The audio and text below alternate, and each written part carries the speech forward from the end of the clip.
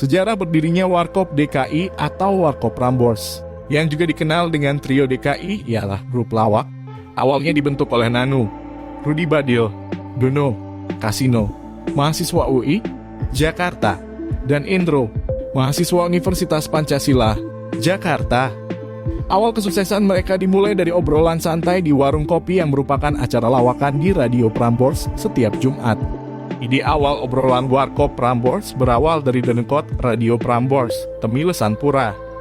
Radio Prambors meminta Hariman Siregar, Dengkot mahasiswa UI, untuk mengisi acara di Prambors. Hariman pun menunjuk Kasino dan Nanu, sang pelawak di kalangan kampus UI, untuk mengisi acara ini. Ide ini pun segera didukung oleh Kasino, Nanu, dan Rudy Badil, lalu disusul oleh Dono dan Indro. Rudy yang semula ikut Warkop saat masih siaran radio, tak berani ikut Warkop dalam melakukan lawakan panggung karena demam panggung stage fright. Untuk hal itu, Rudy mengaku pernah sekali saya coba di panggung tim, saya menyadari bahwa saya tidak mampu. Setelah itu ya nggak usah saja, Dono pun awalnya saat manggung beberapa menit pertama mojok dulu, karena masih malu dan takut. Setelah beberapa menit barulah Dono mulai ikut berpartisipasi dan mulai kerasan hingga akhirnya terus menggila hingga akhir durasi lawakan. Indro adalah anggota termuda saat anggota Warkop yang lain sudah menduduki bangku kuliah. Indro masih pelajar SMA. Pertama kali Warkop muncul di pesta perpisahan, kalau sekarang Promite SMP 9 yang diadakan di Hotel Indonesia. Semua personil gemetar alias demam panggung dan hasilnya hanya bisa dibilang lumayan saja, tidak terlalu sukses. Namun peristiwa di tahun 1976, itulah pertama kali Warkop menerima honor yang berupa uang transport sebesar Rp20.000. Uang itu dirasakan para personil Warkop besar sekali, namun akhirnya habis untuk menraktir makan teman-teman mereka.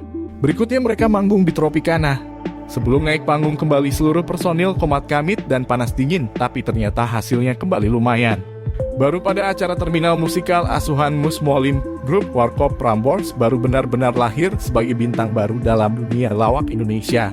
Acara terminal musikal sendiri tak hanya melahirkan Warkop, tetapi juga membantu memperkenalkan grup PSP, Pancaran Sinar Petromax, yang bertetangga dengan Warkop. Sejak itulah honor mereka mulai meroket, sekitar Rp1.000.000 per pertunjukan atau dibagi 4 orang. Setiap personil mendapat no-pack goceng, Rp250.000. Mereka juga jadi dikenal lewat nama Dono Kasino Indro atau DKI yang merupakan pelesetan dari singkatan Daerah Khusus Ibu Kota. Ini karena nama mereka sebelumnya Warkop Prambors memiliki konsekuensi tersendiri. Selama mereka memakai nama Warkop Prambors, maka mereka harus mengirim royalti kepada Radio Prambors sebagai pemilik nama Prambors. Maka itu kemudian mereka mengganti nama menjadi Warkop DKI untuk menghentikan praktek upeti itu. Dari semua personil Warkop, mungkin Dono lah yang paling intelek, walau ini agak bertolak belakang dari profil wajahnya yang deso itu.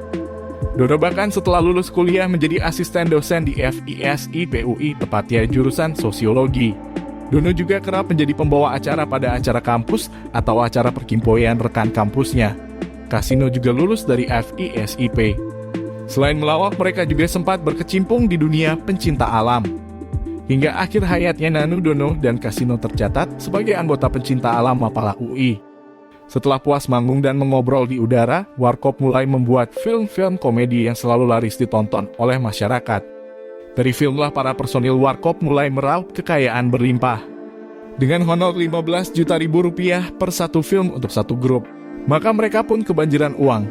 Karena hampir tiap tahun mereka membintangi satu film di dekade 1980-an. Malah beberapa tahun ada 2 film Warkop sekaligus. Mereka disebut-sebut sebagai artis dengan honor termahal masa itu. Kelebihan Warkop dibandingkan grup lawak lain adalah tingkat kesadaran intelektualitas para anggotanya.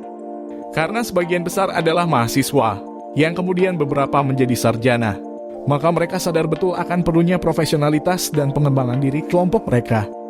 Ini dilihat dari keseriusan mereka membentuk staf yang tugasnya membantu mereka dalam mencari bahan lawakan.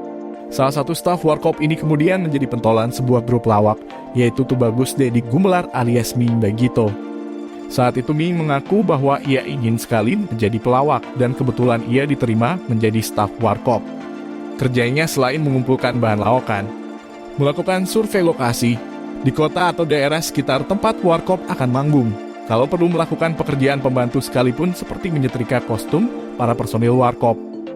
Ini dilakukan Ming dengan serius karena ia sadar disinilah pembelajaran profesionalitas sebuah kelompok lawak.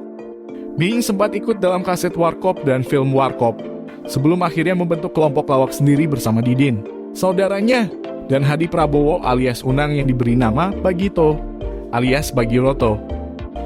Dalam era televisi swasta dan menurunnya jumlah produksi film, DKI pun lantas memulai serial televisi sendiri.